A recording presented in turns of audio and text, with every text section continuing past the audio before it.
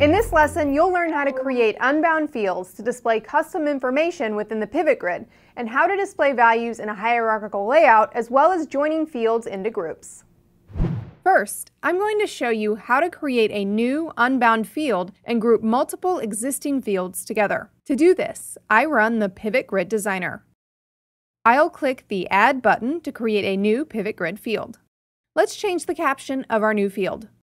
We'll set it to Expenses.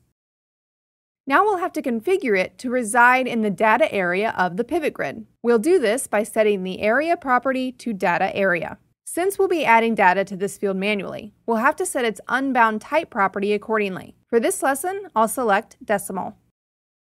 And I'm done. Next, I'm going to group multiple fields together, so I switch to the Groups page. Here you can add new items or delete existing ones. I'm going to add 2 new groups and join the fields together. Now I'm done with customization, so I close the designer. I'm going to add some code to the custom unbound field data event of the pivot grid. For this lesson, we'll assume that our freight expenses were 70% of the total freight cost.